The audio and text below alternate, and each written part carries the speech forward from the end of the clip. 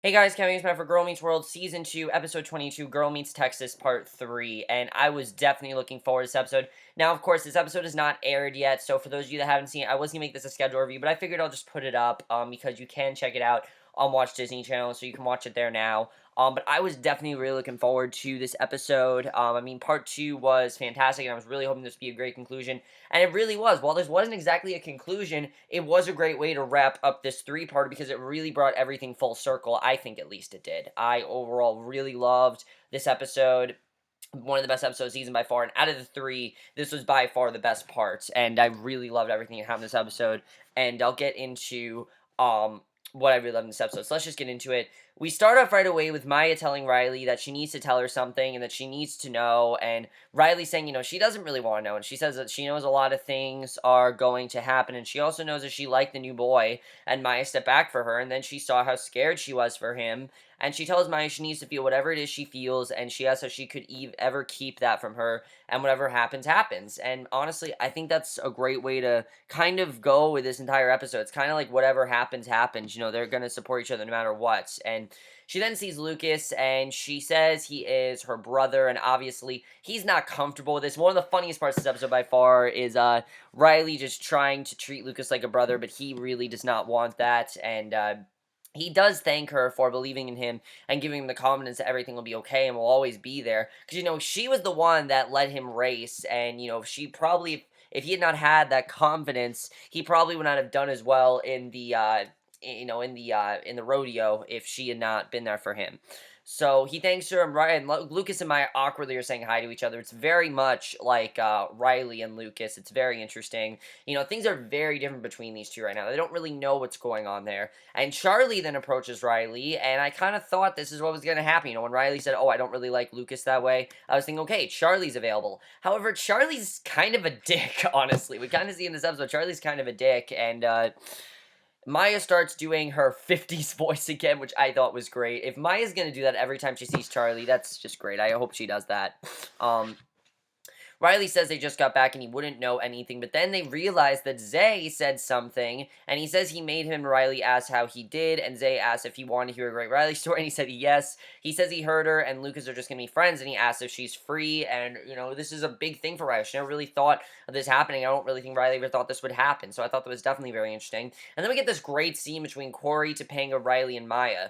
Corey says he doesn't want this, and Maya says they're just confusing. Topanga says she doesn't either. Riley says that they're going into high school, and that's when we really start to realize that they are growing up. They're going into high school, and that's one of the big things for the rest of this season. There's only a few episodes left this season, and this really shows in this scene. And Topanga asks if she knows what her priority is in high school. He says it's where they further their minds, get an education, so that way they're smart enough to not find themselves in a situation like this one. And, Riley's saying, oh, we're not in a situation, but Maya's saying that they are in a situation. And Topanga asks Maya if she really thinks she likes Lucas. And Maya says, how couldn't she? And Corey says he didn't think she liked anybody. And she says it's her facade. And he tells her not to use big words, which I thought was hilarious. And because now she is. And Riley says they're Riley and Maya. And Maya says they know the priorities and nothing, and no one can come in between them. And Topanga says they're just two confused kids who think they know what they're doing, and they really don't. And honestly, I think that really does sum up this entire episode. It's just what Topanga says, though, that they're really just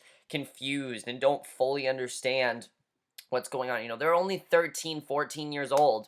They're still trying to figure out feelings and things like that. That's just something that is with time. You find out what's going. You develop things like that with time, and I think they really need to understand that. Topanga says that Tombstone the Bull is nothing compared to being the master of her own feelings. They will shake her around and send her flying, and sometimes you hold on and sometimes you let go. It's the scariest ride there is, and that really is true.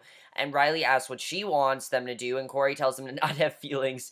And Topanga asks if they really do have to go to high school. Corey says he can hold them back. Riley says they can't. They're growing up. And Topanga asks Riley if she's okay. Riley says she has to figure that out. And Maya says she needs to let her figure that out. And Corey asks what they do. And Topanga says they trust them. Corey says the worst idea he's ever heard. And he doesn't fully know what's going to happen here. We get some of the funniest classroom scenes with Corey in this episode. And maybe it might not be the most realistic thing ever, but this is Corey we're talking about. It was pretty hilarious to watch because Riley's staring at Charlie and Corey's trying to compare the Hoover Dam to what's going on with all of them, but can't even do that. He then explains how one event can ruin everything, and Charlie passes a note around to Riley. Corey asks what it is and if something got through, and Maya admits something about to happen between her and Lucas, and Riley then tells Charlie she will go out with him, and Riley is, and basically she tells Charlie she's gonna go out with him. So Riley's at the bay window with Lucas, and this scene was just great. I loved it. She tells him she feels very uncomfortable with him. She feels very comfortable with him, and he's really not comfortable with her. He never has seen her this way. He doesn't plan on seeing her this way now. And she says it's something they could never do when they liked each other. And he says he's her brother, and to give her advice, feel good about it, and nothing will be uncomfortable at all. And she asks him what to do on her first date with Charlie and what a first date means to a boy and what he wants. And he says he's not uncomfortable at all. And he asks where Corey is and why he's not kicking him out. He yells to Corey that he's in his daughter's room, and Corey says he sees them. And he asks Topanga if this isn't just a way for them to sit together. And Topanga says it's real. Augie asks why she wants another brother. Because, of course, Augie's feeling a bit jealous because he is her brother and Lucas really isn't. And Augie in this episode, I really loved, I have to say. Augie was great in this episode. He compares, there's Corey, then basically, Maya is then there at the window randomly, and in history class, Corey is literally teaching them about Riley, Maya, and Lucas. He's not holding anything back, and Maya says this is lazy. Corey says he has no time, he's going right for it. He compares the situation to World War II, and he says Riley, Maya, and Lucas is everyone in the room, and every room in the world, and the universe, they just got there first. And he says they're going to high school, and growing up in spite of his wishes, it's real now, it happened, already is nothing compared to what could happen now. He just doesn't want anything bad to happen, and tells her to not let anything bad happen. And he walks out of the classroom before class is even over, and it's a really great scene. I definitely really like seeing that. I mean, it's really is true what he's saying, that they need to figure things out before something bad can happen, and that things are only going to get worse if they continue what they're doing. So Lucas goes to talk to Augie, and he says that Riley has one brother in her life, and it isn't him. And honestly, guys, this was a really great scene. I thought August Maturo was really great in this scene. Lucas says he doesn't see how he could possibly understand relationships or anything that happens to them. And Augie says he's been married to Ava for 52 years. It changes something, and Riley is his sister, and he's her only brother. And he tells him that whatever happens to not hurt his sister. He tells him to get out of his room. He's doing his podcast, which I thought was really funny. And back in the classroom, Corey calls Farkle time because whenever he does, they learn something. He needs to learn something because he was in Texas and he wasn't, and he needs to know what's going on. He asks him something happened in Texas that's changing everything, and he says he does, but he doesn't know what it is or how to fix it. And Corey asks why, and I like what Farkle says. He's a scientist, but this is all about feelings, and he's a genius, but when Smackle looks in his eyes, he does have feelings for her, and that's just something he can't control. These are feelings. He doesn't know how feelings work, and he gets a feeling of being in love, and I love the way he said that he was being in love. I thought that was very funny, but Corey says good because he has no idea what's going to happen next, and Riley asks, he has no idea what's going to happen next, and Farkle, tells him that he's on it. He likes them the way they are, and he doesn't want anything to change. And Riley then asks Charlie where they're going on a date, and you can tell she's really not looking for a relationship. Like, she's telling him, I don't want to hold hands, I don't want to talk, and it's like, what do you want to do if you don't want to do that? And she looks at Farkle, walks away. I'm kind of starting to think Farkle might have a bit of a crush on her, or she might have feelings for Farkle. Just the way she looks in this episode, I found very interesting, definitely. Maya and Lucas are at Topanga's, and Maya tries to get past the awkward tension between them, and she talks about their new relationship, and Zay says it's weird, and Maya says he doesn't have to watch, he can look away, and Farkle asks how it's going and if they like each other, and Zay says he does, but he thinks they liked each other more when she was yelling at him the whole time, and Farkle asks about Riley and Lucas, and Zay says he only knew Lucas before he came here, but then he met Riley, and she is just like him, and I really do agree with what he says about Riley, that, Lucas would always do anything for his friends, and he never thought there could be anything else like that, and Riley is. And Farkle asks if he really thinks they're brother and sister. Zay says no, but they do have a lot in common, and Riley would do anything for her friends. And Farkle says he thinks that she did, and I really do agree with what he's saying, that Riley and Lucas are just very similar, and that's how they are. And Lucas then asks Maya what she's thinking, and she says if he doesn't start talking, she will pour the smoothie right on his head, so he needs to give her all he's got. And he tells her how he delivered a baby horse. It's not enough, though. She pours the smoothie on his head anyway, and then pours another one. He told her it looked kind of like this, the miracle of life.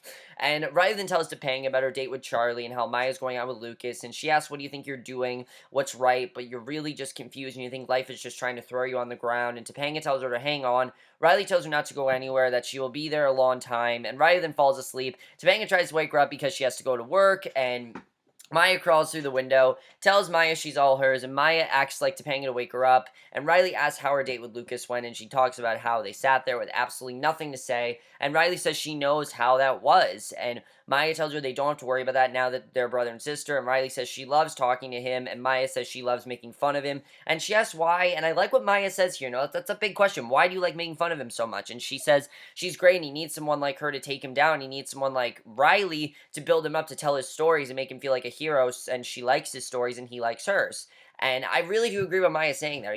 Maya does it because nobody else really makes fun of Lucas. Nobody. It's only Maya that does that, and he needs someone to do that, and that's why Maya does that. That's just their thing.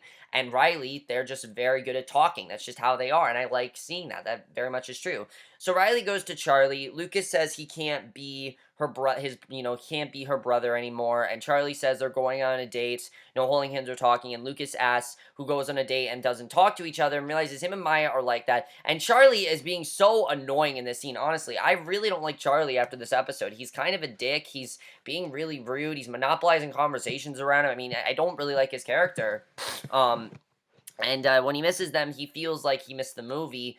And I think this is just trying to show that Riley thought this was a good guy, but really he's not that good of a guy, and that he's kind of just standing in the way of something between her and Lucas. And that kind of just seems like that's what's going on here. Maya asks Riley how her and Lucas talk, with him being her brother and all. And Lucas says he's not anymore. And she talks about how he actually does agree with Augie, that they can, and he thinks he's right.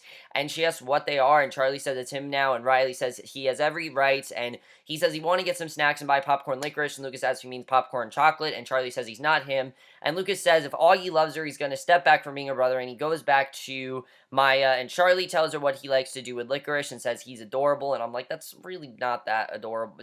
That's really nothing that special, and he doesn't see how she can't see that. And Zay says Lucas does anything for anybody, and Farkle says Riley's doing the same, and before Farkle can say anything else, she covers his mouth, takes him outside, and then we get the big scene here, because Charlie says she ends up with Farkle, and how we could not see that coming, and I'm just like, shut the fuck up, like, seriously, he was really annoying.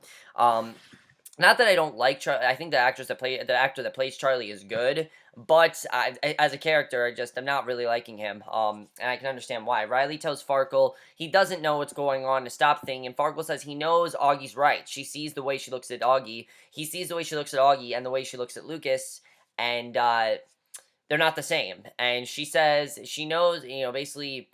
She says she knows her own feelings. He says she's lying to herself. She says Lucas and her don't make a good couple. And we see a flashback when Riley and Lucas started dating. It was very awkward. And Farkle says they were just both nervous because that's not who they are. And they're just not used to being that way. And that really is true. That's why they broke it off, because they couldn't be that way. They weren't used to being a couple versus being friends. And basically, she asks about Maya, and she says he's not really sure how Maya feels, and we get this really nice montage of all the insults that Maya said to Lucas, and Riley asks how he cannot be sure, and he says this isn't about her, he's talking about how she feels, and he makes her remember how she first felt about Lucas, and she asks how he even knows about it, and he wasn't even there, and he says it doesn't matter, what she's thinking is how she really feels, and she says she doesn't care that Maya is her best friend, she cares about him, and he does too, and I really feel this is a situation where Riley does like Lucas, but she knows that Maya likes him too, and because of that, she doesn't want to create a love triangle. A lot of people are saying, oh, this is a love triangle. It's not. She doesn't want one. That's the whole thing. The reason Riley's doing is because she doesn't want a love triangle. She doesn't want them to fight over Lucas. She wants one person to date him and for everything to be okay, but she doesn't really understand that something's going to change, and Farkle says he might, but he like her, basically, she then says that she doesn't care. Maya's her best friend. She cares about him, and he does too. And we see a whole montage of all the times that Maya cared for Lucas and Lucas cared for Maya. And Farkle says he might, but he likes her. And we see flashbacks of when he first met Riley and all the crazy stuff they've been through together. And they really do have chemistry. Honestly, they do. And Riley says he can't tell anybody. And Farkle says he will unless she does, because they're growing up and he doesn't know how to handle the feelings they're feeling. But he knows that they don't lie to each other. And she says this is really hard and she might just need some time. And they tell each other they love the other. And he says to go and if anything, Farkle and Riley, I think, are like brother and sister. Very much they are. And she might just need some time, and they tell each other they love the other. He says to go with Charlie. He asks if she's ready, and she says that she is, and basically they go off, and Fargo looks over to see Maya and Lucas not talking, and Zay just confused, and That's really what I think they're trying to show here. You know, a lot of people are saying this is, like I said, a lot of people are saying this is a love triangle, that this is stupid, but I really feel they're handling this in a realistic way. You know, Riley and Maya, I think, have always both liked Lucas. It's something that they've had to face for a while. And Michael Jacobs, the writer of the show, said there was going to be a twist on this, and the twist is that they both like him, and that we don't really know what's going to happen there. And for all we know, they might never be with him. For all we know, both of them could be with him. We don't really know. They're just confused right now. They don't fully understand their feelings for Lucas. Riley, I think, understands it, but Maya definitely does not fully understand her feelings for Lucas, and definitely they need to figure some things out. And I like that that's still open because there's nothing official right now. You know, Maya's not with Lucas. Riley's not with Charlie. That's not how it is right now. And, you know, they ask each other how their dates went, and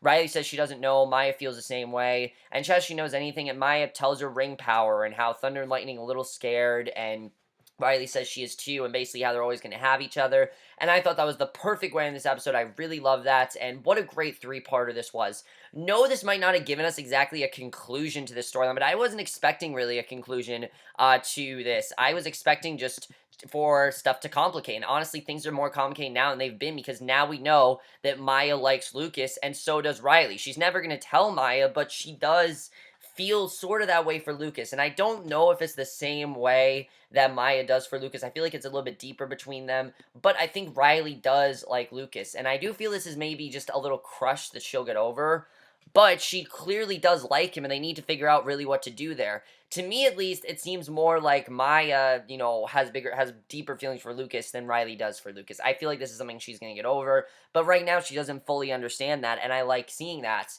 And I like seeing that, you know, Farkle now knows what's really going on with Riley. I really like that. As far as Charlie, she needs to leave him. Like, seriously, Charlie is not a good guy. He seems like a guy that simply just wants to be loved and for people to think he's great. He's the greatest thing ever, and I'm really not a fan of Charlie, I have to say. I'd be a much bigger fan of him if he wasn't as cocky or as much of a dick as he is, but I'm not really a fan of him. I really love the scene between Augie and Lucas, and no, I would not say Riley and Lucas are like brother and sister. I do think they are more friends, though. I think this is something where it's a little crush that she has, but will eventually be friends, and I've gone through that. I mean, there have been many crushes that I've had on girls, and I've realized I just want to be friends with them. It's something that I think people do at a young age. You know, like someone like Riley, I don't think she fully and I've said this before, I don't really think Riley understands what true love is. I don't really think she does, and I still feel that way. I think Riley thinks that she likes Lucas when really she likes him as a friend, and I don't think that's just covering up for Maya. I think she knows that she does care about Lucas, but she doesn't understand that it's not fully love. And I think what Maya feels about Lucas is not the same way that Riley feels about Lucas. And I really like seeing this, definitely. And it's something that I feel they are going to touch upon more. And it definitely has made them all a lot closer. And I really like seeing that. And I think people need to stop bitching and complaining about it and realize that this show is not about are Riley and Lucas going to end up together or are Maya and Lucas going to end up together. The show is about the daily goings of, you know, the goings on of, you know, the goings on of what happens between these four and how this relationship, you know, affects their friendship. That's really what it's all about. It's about their friendship and how they don't want it to change. And it might just be inevitable that it might have to change, but that's not what Riley wants. That's not what Maya wants. And I think this three-parter really showed that very well. I absolutely love this episode. This was a very powerful episode. Definitely some amazing scenes from everyone in this episode. I really love this episode. This was a three-parter because it really needed to be, and I love the way it was done. Definitely really love that. But let me know what you guys saw this episode. What was your favorite part of the three? By far, part 3 was my favorite. And I will see you guys in my next video, which will be for Doctor Who, and I will see you guys for that. Okay, bye.